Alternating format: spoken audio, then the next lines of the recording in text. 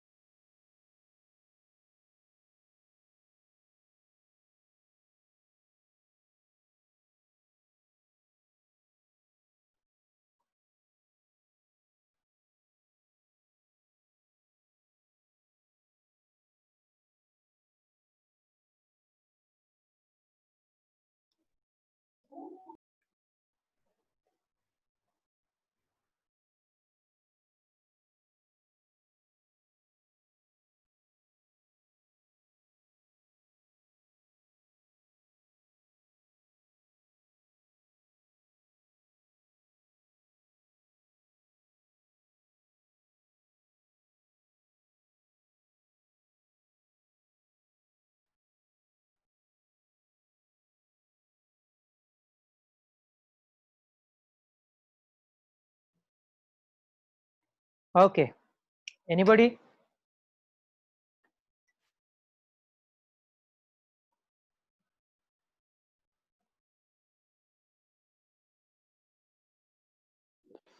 Sir, option Sir, D. Elias, yes. Option D, primary sclerosing cholangitis. Okay, you want to go for option D. Okay, Namat, sir, option A.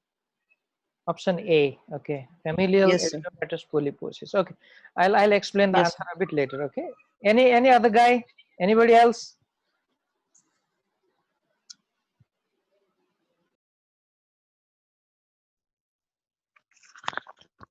Option B, sir. Option B. Okay, Lydia, can you explain it? Why did you choose that? Maybe some reason you have. Uh, like I eliminated like familiar, A, it causes cancer, that's true. Same Okay, with primary sclerosing cholangitis. okay, Same with ulcerative colitis. Then these two, this Osler-Weber-Rendu syndrome, if I remember correctly, I think it has something to do with dilated blood vessels, some hemorrhagic disease. Then this one, okay, Peutz-Jeghers syndrome. I think there are polyps that are formed in the okay, GIT, and I okay. think those would be associated with colorectal cancer. Fine, good, very good explanation. And let me tell you, you're absolutely correct. Okay, this is Osler-Weber-Rendu syndrome. Now, this is a little bit difficult type of MCQ, frankly speaking. You need to rule out one by one because it's difficult to pick what is the correct answer when we look at the option. But she's right. Familial adenomatous polyposis is a very important risk factor for colon cancer. Now, what is the meaning? During colonoscopy, if we see more than 100 polyp inside the colon, this is called FAP. And by the time these people reach 40 years of age, almost all of them develop colorectal cancer. So this is a very important risk factor for colorectal cancer. So this is ruled out. Now, Peutz-Jeghers syndrome is also, okay, there are polyp in the colon, and there is pigmentation or hyperpigmentation inside the oral cavity as well as lip. Okay, this is Peutz-Jeghers syndrome. It also has increased chance of development of cancer. Now, primary sclerosing cholangitis and ulcerative colitis, they are Similar thing, isn't it? This is actually the extraintestinal manifestation of ulcerative colitis. So almost 60 to 70% of the primary sclerosing cholangitis cases are associated with ulcerative colitis, and we know ulcerative colitis has a high chance of colorectal cancer.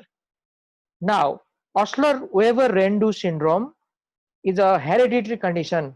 It's an autosomal dominant disorder, and this is, another name is hereditary hemorrhagic telangiectasia, which doesn't have any cancer potential. So B is the correct answer. So let me show you these things. Okay, please pay attention here. This is what you are going to learn in this class. Actually, these explanations. See here.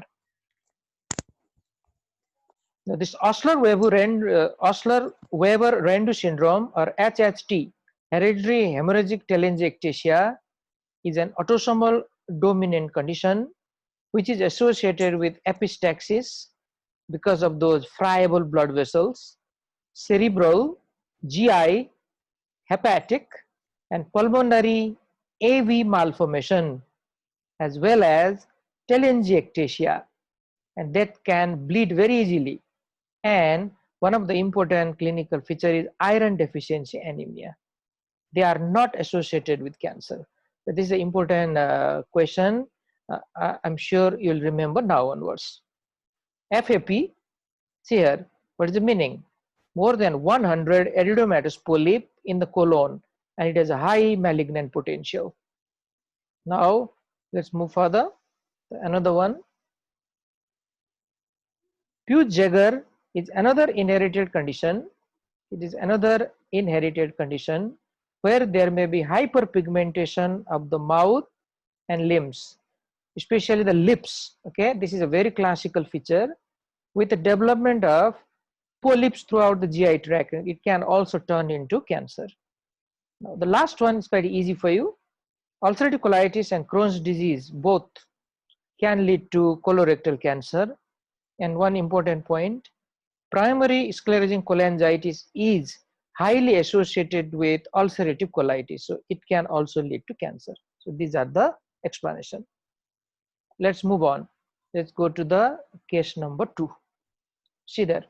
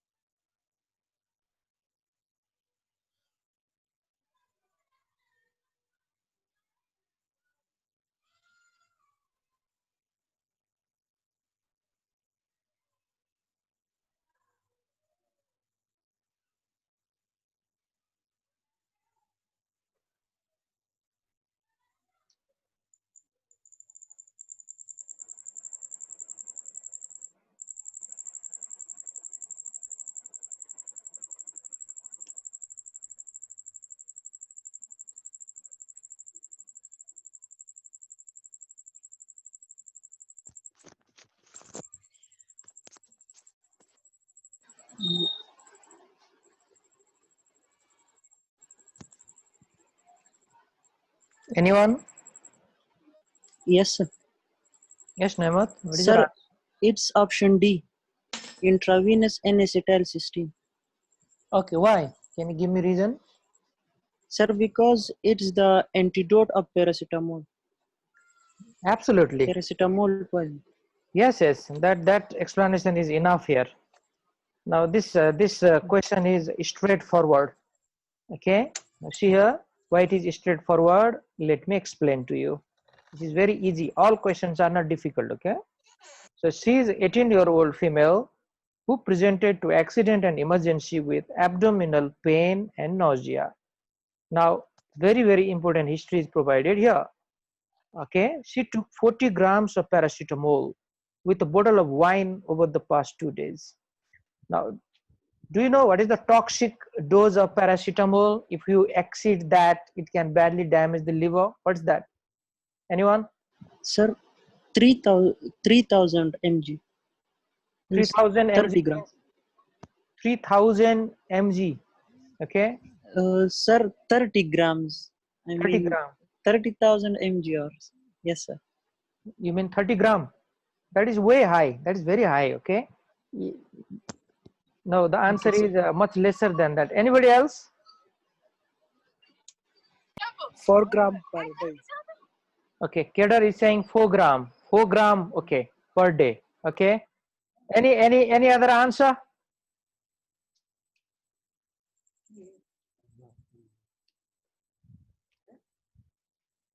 Okay, listen carefully here. In adult and in children, the toxic dose of paracetamol is slightly different. Okay, slightly different. So let me write it here for you. The toxic dose of paracetamol in adult, remember 8 gram is the average one.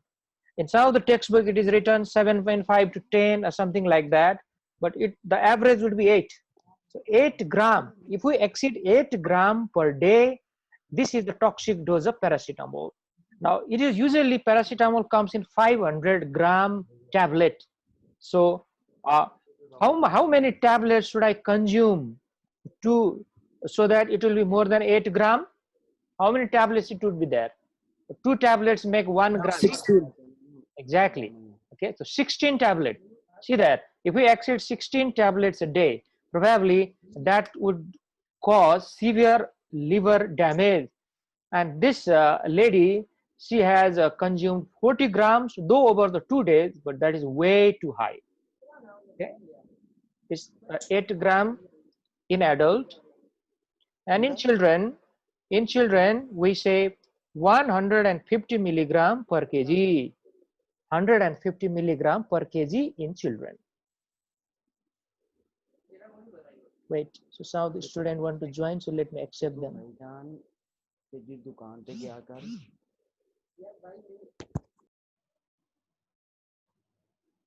Okay, so she already had liver damage because of overdose of paracetamol poisoning. So straightforward question, what is the antidote? And this is N-acetylcysteine. Let's move on now.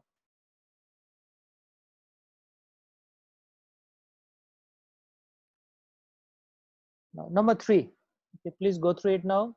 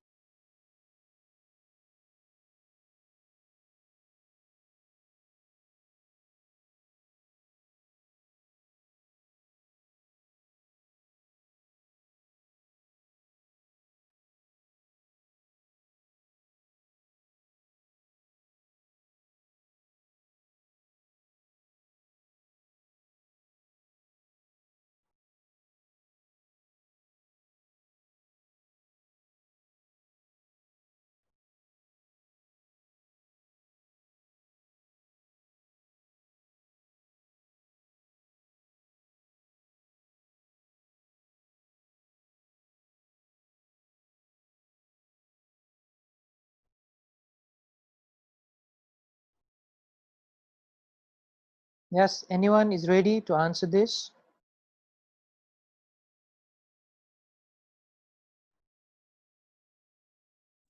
Option D, sir. Yes. Option D.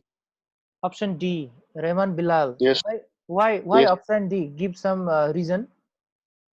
Because main concern of this lady is fluid overload due to portal hypertension and everything. So we need to evacuate this extra fluid from the body because of 5 kg. She's gaining weight 5 kg over the past week, Okay, and this is alcoholic liver disease. So this complication of this is portal hypertension, which causes fluid accumulation in the body. So good, only one drug can do this thing, which is spironolactone. Other drugs are ciprofloxacin, diazepam, nothing to do. And digoxin, we have to rule out digoxin because there is no cardiac abnormality, because good, blood pressure is everything is normal. good. And warfarin, there is no blood history in this patient, so why we should give warfarin? So the main concern is fluid overload, so we have to do it with spironolactone. Very good. Okay, excellent. He has given very good reason and chose the correct answer also. Very nice. Okay, so the answer is spironolactone. So let me say a little bit more thing about this. Now see there, this is a very clear-cut history. She is a 61-year-old woman with a non-alcoholic liver disease. She's already a diagnosed case. Now what is happening? Her weight had increased by 5 kg over the past week. Okay, probably because of ascites.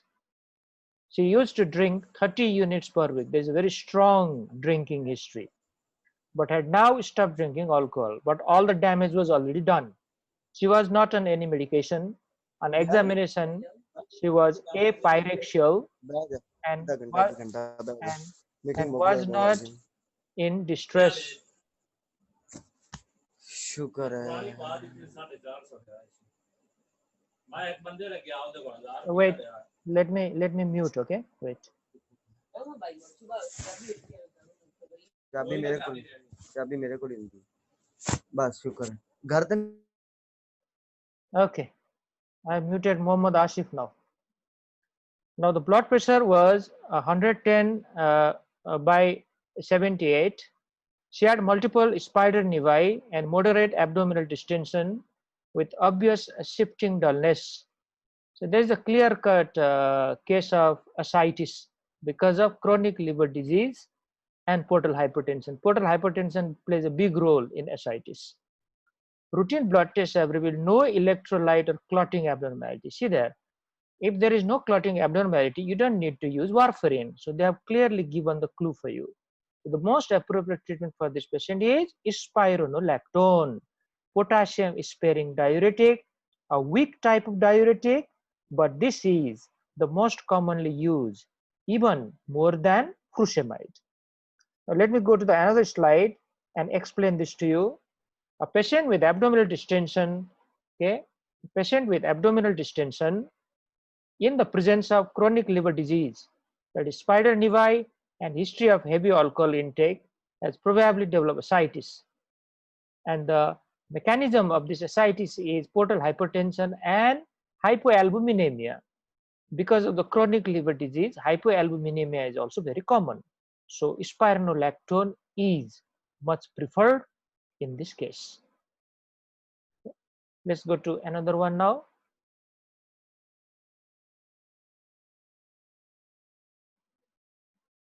Okay, I've muted you again. So if anybody is ready, just they can speak.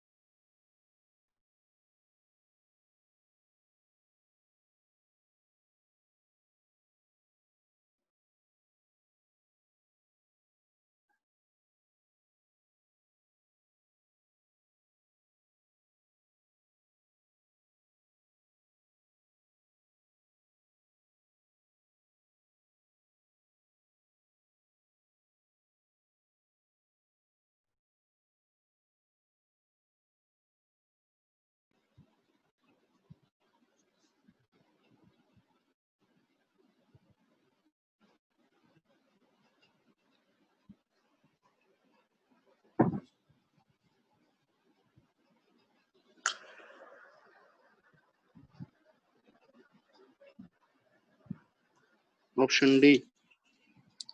Option D, sir. Okay, you are going for option Option D. D. Okay, Yes, Rehman, sir. wait. I'll give chance to Rehman first. Why option D? What's your diagnosis here? Sir, this is a clear-cut case of Wilson disease, and in Wilson first investigation is ceruloplasmin level, which is in this case in Wilson patient. This is I think less than 20 milligram per deciliter. Okay, so you think ceruloplasmin is the So right yes, thing. Okay. yes, sir. Because case is Wilson. Oh God, we see. My God.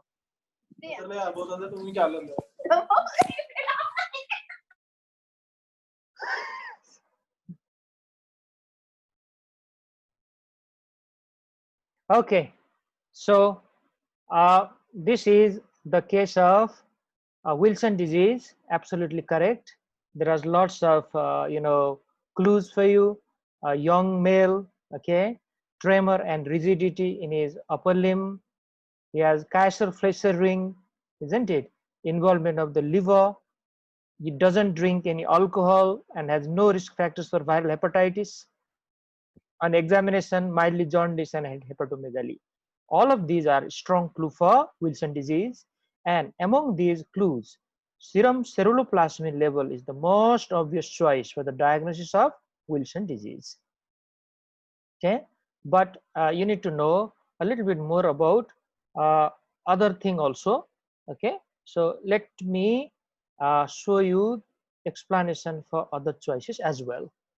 See here, serum alpha-1 antitrypsin is used to diagnose alpha-1 antitrypsin deficiency. There's no doubt about it, which is associated with cirrhosis and emphysema.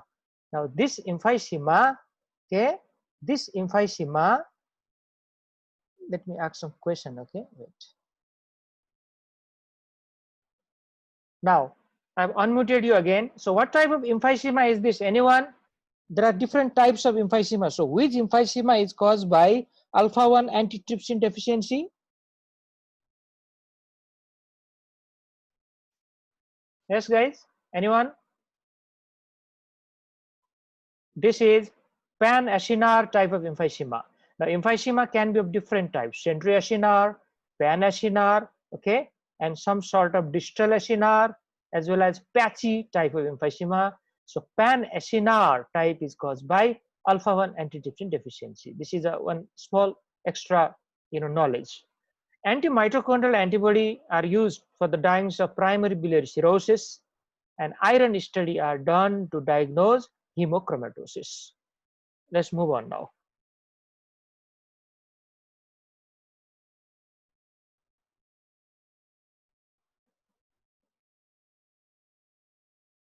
Let's go to number 5.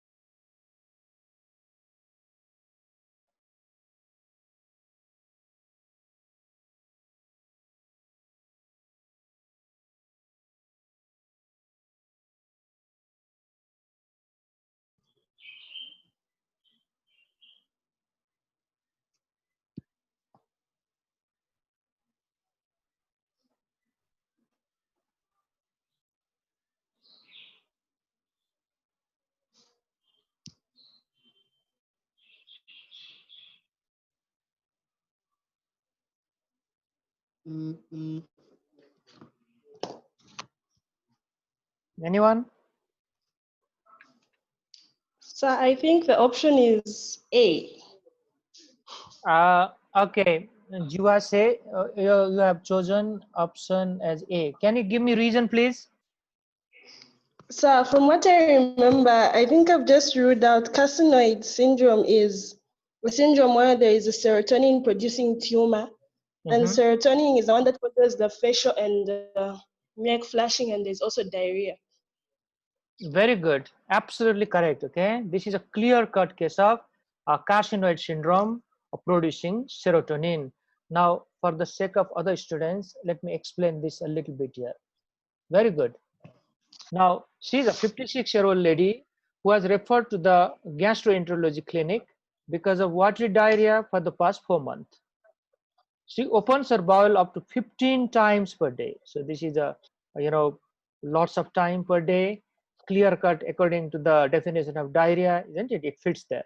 But there is no blood per rectum, another important clue. This is associated with crampy abdominal pain, which occurs in serotonin syndrome, but no nausea or vomiting. Her weight has dropped by 7 kg. Quite logical. This is, remember, a tumor, and top of that she is having diarrhea also. Recently she has developed facial and neck flushing, which is known as telangiectasia. She has very nicely described it. There is no other previous medical or drug history, and she has not traveled abroad recently. This important point they have given to rule out giardiasis, because if you travel to those endemic area, then giardiasis is very common, which can present with watery diarrhea. There's no neck flushing and facial flushing in giardiasis, but diarrhea can happen. On examination, she was apyrexial, but had some generalized abdominal tenderness, which occur in case of serotonin syndrome, and 2 centimeter hepatomegaly. So this is a very clear-cut case if you go step by step. Okay, carcinoid syndrome. Now, another slide is telling us a little bit more knowledge. Okay, so let's spend a bit of time here. The extra things which they have told us. This patient has abdominal pain, diarrhea, and flushing, which are the classical features of carcinoid syndrome. On top of that, they can also have bronchospasm, which is not given here. Okay. Now, bronchospasm occur in the midgut, like if the source of the tumor is from midgut, what they are saying, and most commonly the source of this carcinoid tumor is appendix. That they have not given it here. From the appendix, the metastasis would go to the liver, and in the liver the tumor will become big in size. Then it will release a lot of vasoactive amine like 5-hydroxytryptamine. This is the synonymous term for serotonin. It also secretes noradrenaline as well as dopamine, as well as bradykinin, VIP, and substance P. But the most important one is of course serotonin. And these are the substances which leads to all the problem here. Now, one small question here. It also causes some problem in the heart. So which heart valves are commonly involved in this case? Which heart valve? Sir, I think right sided. Okay, you are absolutely correct. Fibrosis. Exactly. Yes. Right-sided heart valve like tricuspid and pulmonary heart are fibrosed here. Nice. Yes, sir. Okay, good one. Let's move on. We can handle one more case. Okay, see there.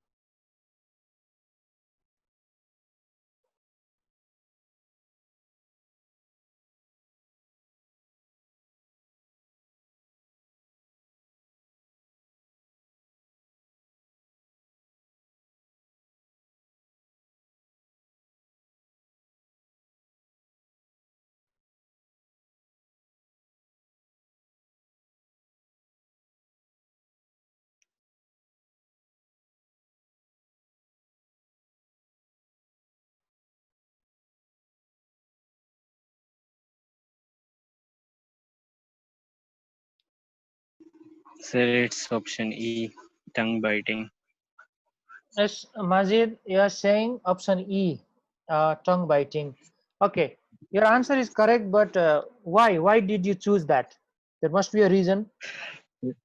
Sir, because in seizures we have typically tongue biting, and in psychogenic activities all others can be found. Very good, excellent. Okay, he has given a very good reason.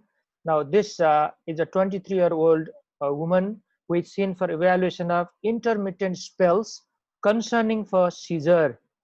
Now, we are not sure whether that is seizure or not. It may be pseudo seizure. The presence of which of the following characteristics of a spell would be more suggestive of epileptic seizure as opposed to psychogenic non-epileptic event? So they have asked the same question.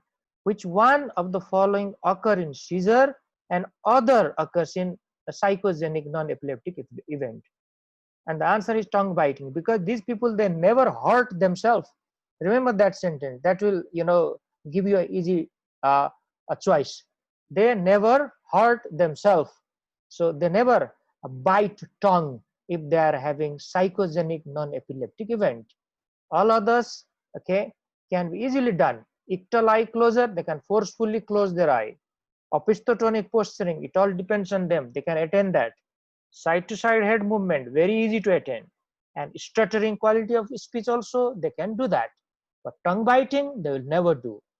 But in case of epileptic patient, okay, they don't have any control. So okay, so last case, we have done it. So this is the case about true seizure and pseudo seizure. Now let's move on. Okay, look at number 7 now and try to solve it.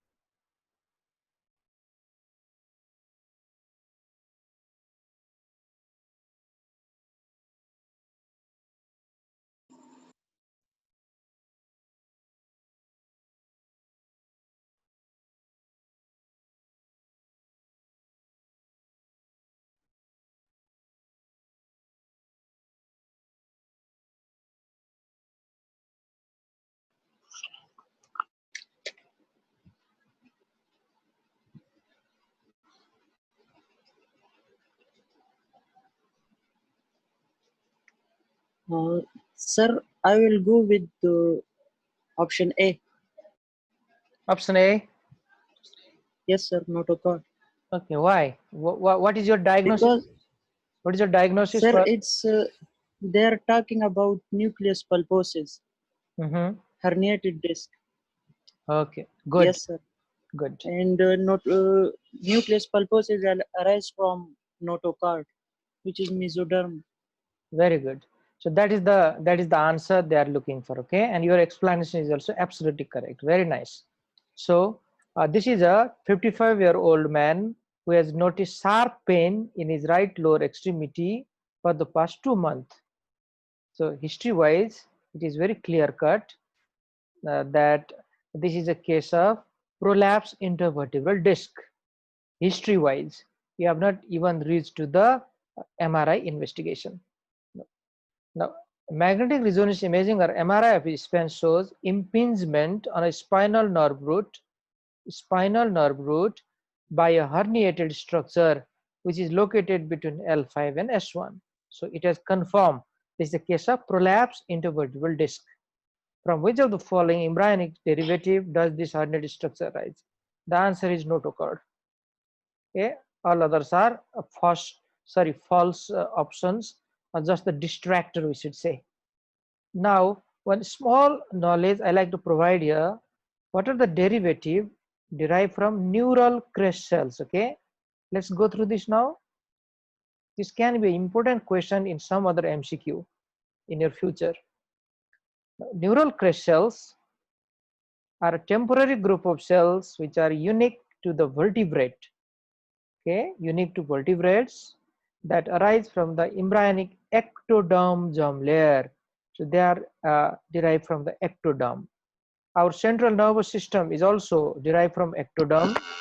So neural crest cells also from the ectoderm, and these are the different structure which arises from neural crest cells, like melanocyte, okay, melanocyte which produce melanin, craniofacial cartilage and bone. Think about laryngeal cartilage for this example. All laryngeal cartilage, thyroid cartilage, cricoid cartilage, okay, epiglottis, corniculate, cuneiform, okay, all of them are derived from neural crest. Smooth muscle, peripheral and enteric neurons, all those sympathetic ganglia, all the peripheral ganglia, all of them, and even glial cells, astrocyte, oligodendrocyte, ependyma, all of them are derived from neural crest cells. This is important knowledge. Let's move on now.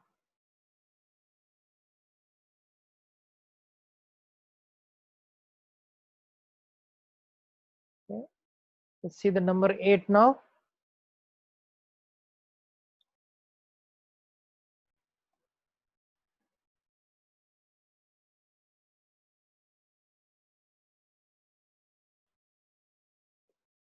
Now, most of the questions after this are quite easy, I hope. They are not that difficult at all.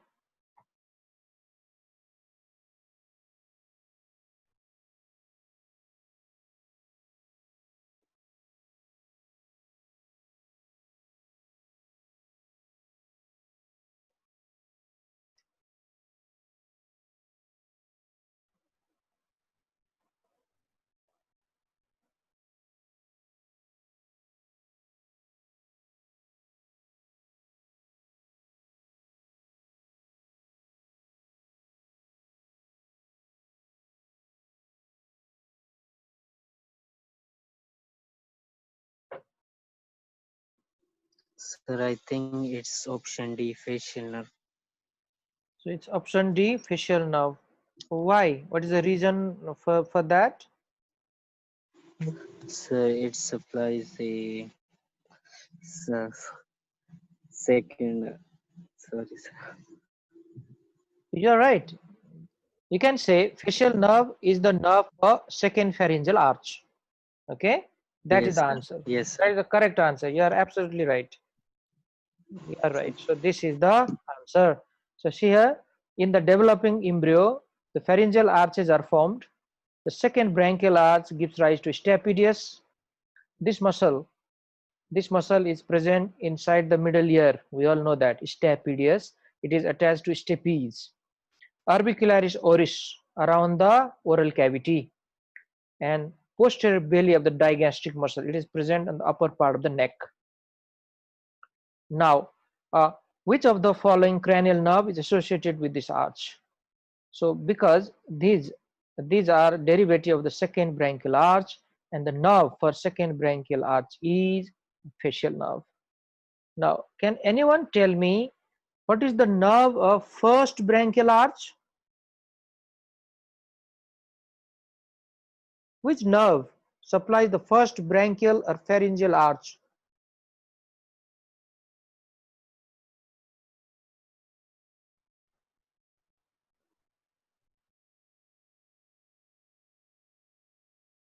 Sir, I think trigeminal nerve. Trigeminal nerve. Okay, you are there, Yes, but sir. one specific branch of the trigeminal nerve you need to say. Okay, Sir, specific branch. abduce. No, abducens nerve is not a branch of trigeminal nerve. It's a different one. I think it's the Mandibular. mandibular. Sir. Okay, yes, mandibular. Yes, Jiwashe, you want to say something? No, it's the same answer Nemat was giving. We spoke at the same time, mandibular division. Okay, yes, you are right. This is mandibular division of trigeminal nerve. Now, why we need to know this type of things? Because that question can be easily asked as another MCQ. So please always study like that, okay? Do not only know that option. This is the way many students do. This is not the way to study MCQs and the clinical cases. Try to know everything, whatever is given there. Go to, you know, Google it. Go to different textbook. This is the way. Now, the third pharyngeal arch. What is the nerve?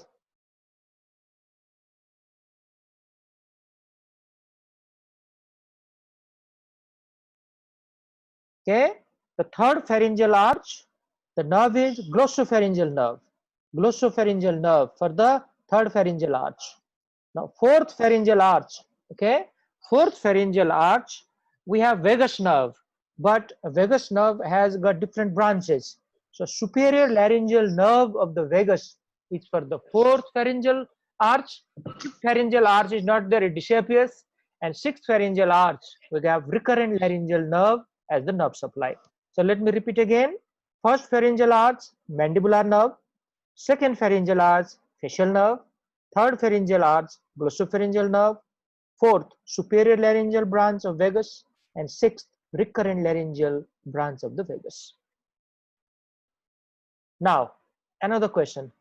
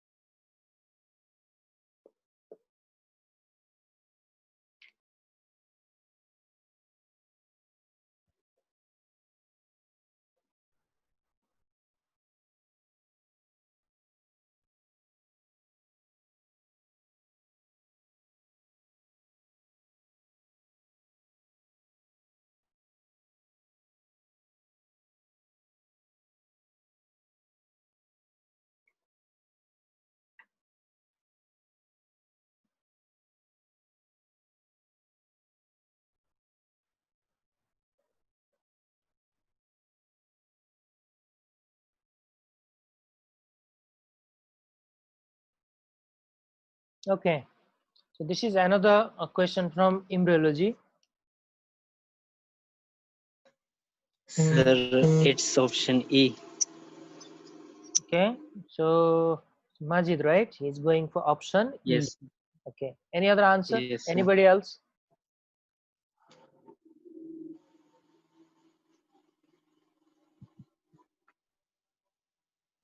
And you are absolutely right. So what is the reason you chose option E? Why? Sir, it is also known as Mullerian duct anomalies. Okay, good. So the Good. para-mesonephrotic ducts are not developed correctly. Okay. Okay. Now let me explain. You are absolutely right. So 20-year-old woman is unable to conceive and undergoes an infertility workup. So she already suffers from infertility and they are doing some investigation for that. A pelvic ultrasound reveals a bicornuate uterus. Okay, the uterine cavity is divided into two parts. Which of the following is the most likely explanation for an anomalous uterus? Now just remember, just go through this option, okay? Run your eyes through this option, and when you reach to this paramesonephric duct, also known as Mullerian duct. So we all know uterus is developed from Mullerian duct. The two Mullerian duct on either side will fuse with each other and uterine cavity will be formed. So in this case, there is a septum in the middle of the uterus. That means paramesonephric ducts are not fused with each other. This is why we have to choose this as the correct answer.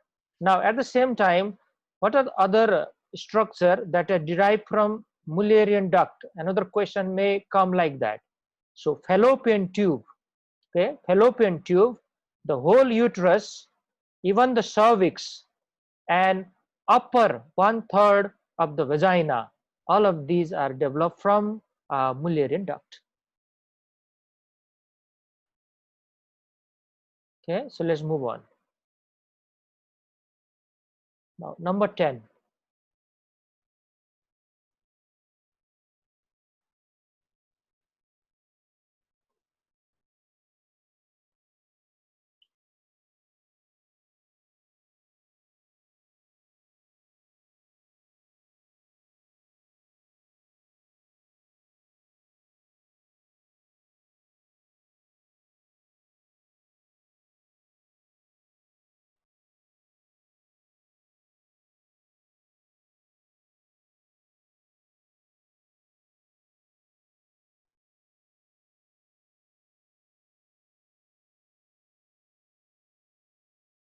This is a very easy question.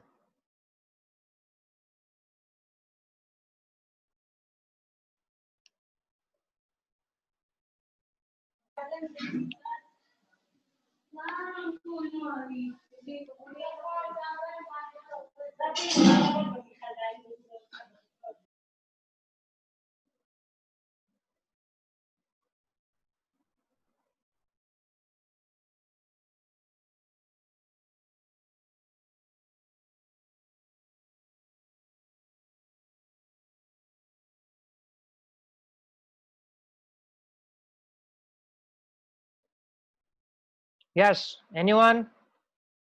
I want some new student answering this who have not answered before. Anyone, please? Option A. Option A. Okay, option A means dorsal root ganglion. You are absolutely correct. Yes, sir. Okay, absolutely. Few slides ago, I talked about what are the structure derived from neural crescent, and I clearly told that time, okay, dorsal root ganglion, all the sympathetic ganglion and peripheral ganglions are derived from neural crest.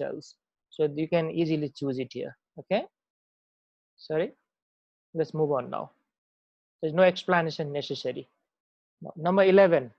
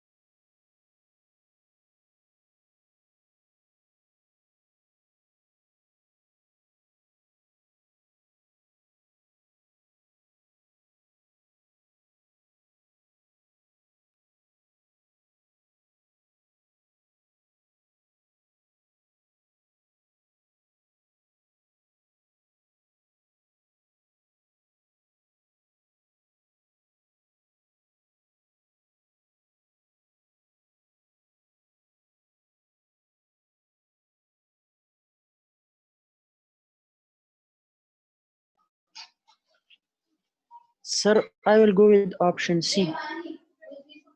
Options. Pharyngeal arches. Pharyngeal arches. Okay. Wait, Yes, sir. I'll come to the answers a bit No, later. no, sir. I think it's pharyngeal pouches. Pharyngeal Pharyngeal- pouches. Okay, pharyngeal pouches. Okay, fine. Anybody else? Yes, sir. Anyone? He's saying pharyngeal pouch. Which pharyngeal pouch?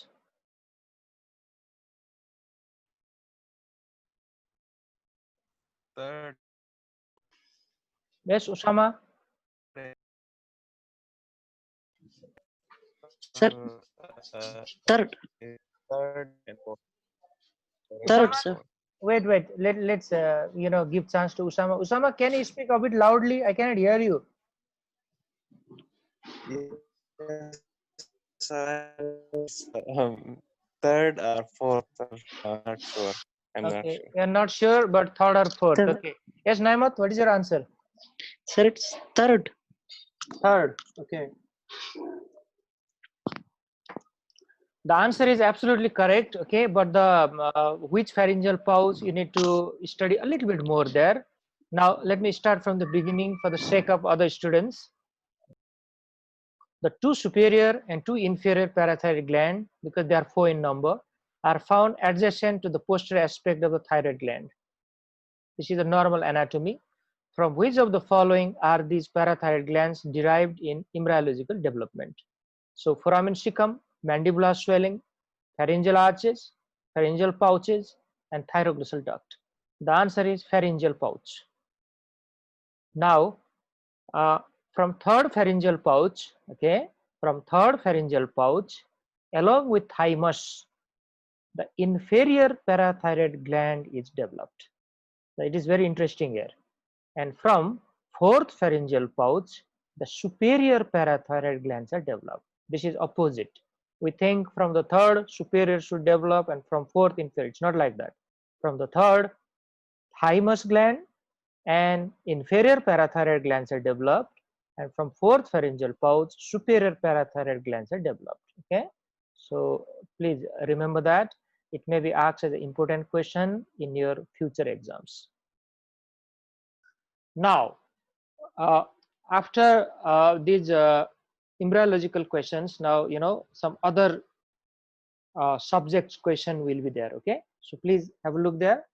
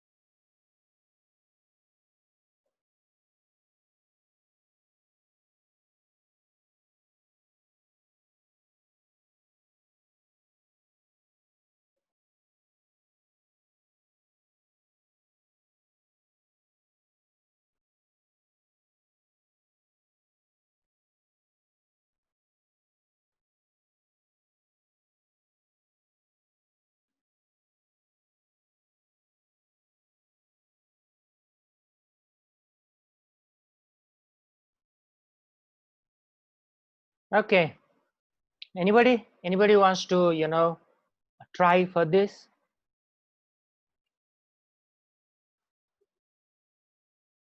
Option E. Option E, right? Palmitic is a saturated fatty acid. Yeah, you're absolutely right. Okay, so this answer is palmitic acid, oleic acid, okay, linoleic acid, linolenic acid, and arachidonic acid. These are called unsaturated fatty acid. So these are a very classical example. It's very easy for us to remember also. Oleic acid, see there, look at the spelling. You add lin now. Lin oleic acid, lin olenic acid, and arachidonic acid. Now you have studied arachidonic acid, all those leukotrienes and prostaglandins are derived from this, okay? So only thing which is not matching here is palmitic acid. This is a saturated fatty acid. So straightforward question. Palmitic acid is the answer. Now another one, probably the easiest one among all, okay? So you should probably Resh will answer this.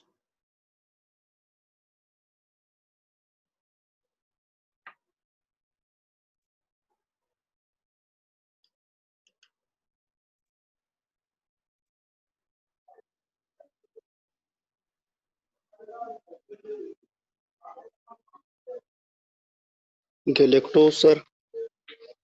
Good, Reman, you are saying galactose. Absolutely correct. Yeah, it's a monosaccharide. Absolutely. Can you tell other monosaccharide? Other. One is galactose and the other fructose, sir. Fructose, yes. And Galactose, fructose, and one more. another one. One more is I forgot. One more is sir, glucose. Exactly, glucose. Yes. Yes, sir. You're right. Okay. So these are the Yes. example of disaccharide. The three disaccharides name we gave here: maltose, lactose, and sucrose. Galactose, okay, is not a disaccharide. So this is your answer. But next time we can ask what are the example of monosaccharide. So please be ready. So glucose, fructose, and galactose are monosaccharide. So the answer is galactose. Now see there. So this type of questions can also be asked sometimes. Straightforward diagnosis. Okay. So what do you think? What is the diagnosis here?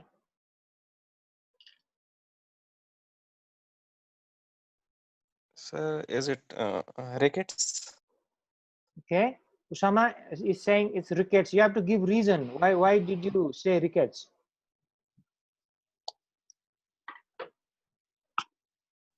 Yes, why rickets?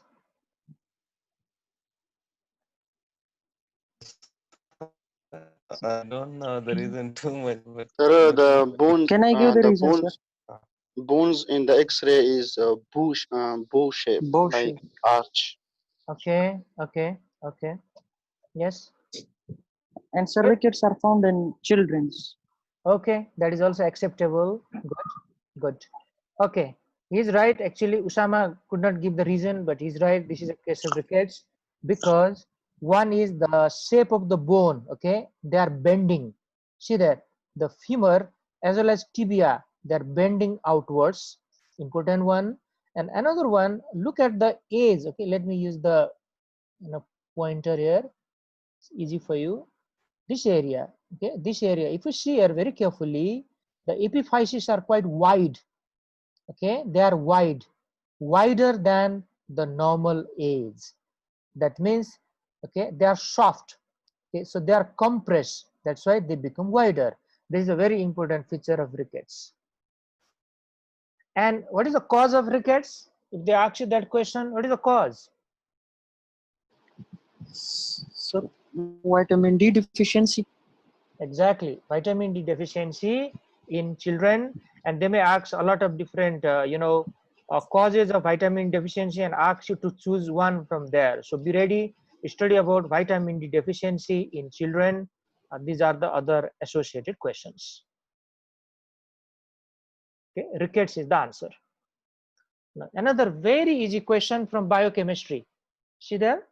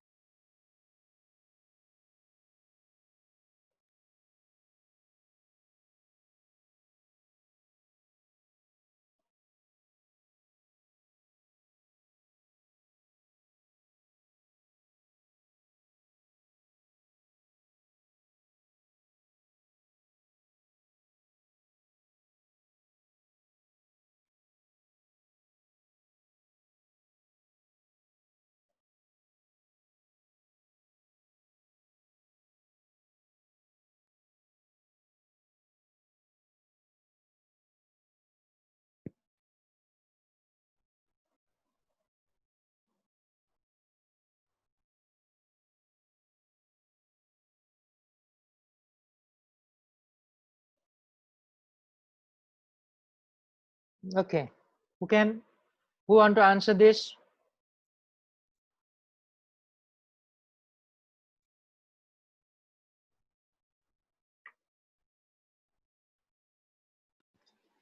Sir, I think only vitamin K is synthesized by gut flora. Only vitamin K is synthesized by gut flora, others are not? No, you are wrong there. Anybody else? Okay, sir.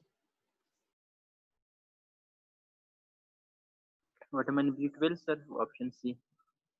Vitamin B12. Okay. That is also not correct here. Anybody else? Now only two more left. Vitamin B9, sir. Huh? B7, B12, and vitamin K are size. Okay, so Kedar, your option is B, B9. B9. Okay. Now B9 or folic acid is the correct option because folic acid is not synthesized by gut flora. This is an important question. Okay.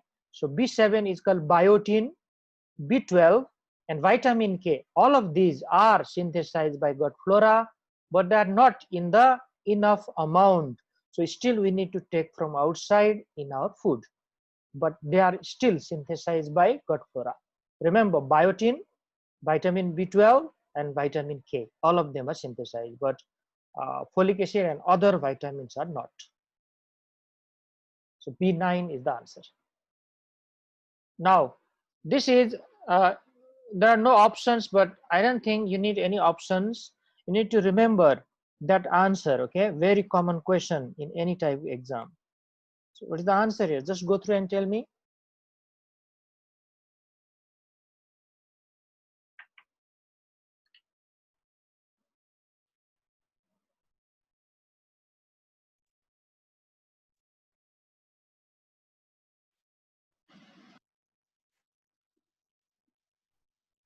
The Wernicke-Korsakoff syndrome. Excellent. Okay, Elias, you have picked it very correctly. Okay, if we have given that option in the MCQ question, it would be even easier, but he has picked that even without those options. Very good. So this is Wernicke-Korsakoff syndrome or Wernicke-Korsakoff psychosis, where these chronic alcoholic, they ignore their diet. They ignore their diet, so it is very deficient in thiamine or vitamin B1, and that thiamine deficiency is responsible for all these effects. So remember this. So this is very important one. That's why whenever the chronic alcoholic person is admitted in the hospital, and when you are managing, remember you need to give thiamine during that time. So this is a Wernicke-Korsakoff syndrome. Excellent. Now let's go to some of the genetics question. Okay, see there now.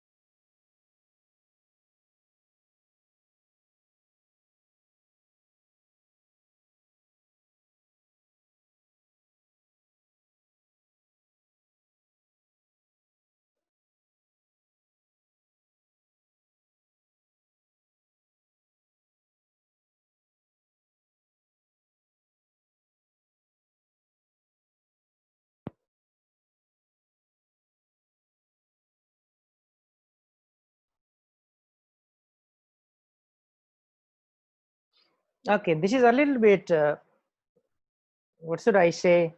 Not very difficult, but you need a little bit thinking here. Anyone? We have a Yes, sir. Option yeah, please. Option B. Option B. X-linked dominant. X-linked dominant. Okay. Anybody else? so option D. X-linked recessive. Yes, sir. Okay. Because for a recessive, the female should be a carrier and the son will not be affected. In this case, it is not dominant or Okay. So you want to go for X-linked recessive. Okay, fine.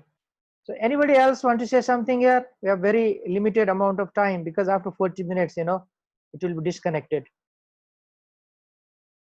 Now see there.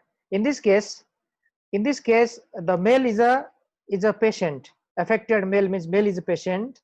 So daughters are carrier, but sons are not affected. This is the classical case of X-linked recessive disorder. X-linked recessive.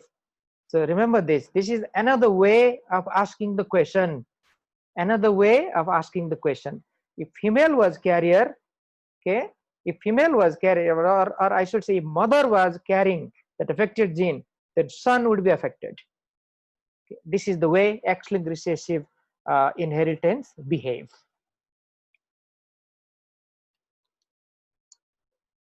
So I think this much is enough for today. So thank you very much, guys.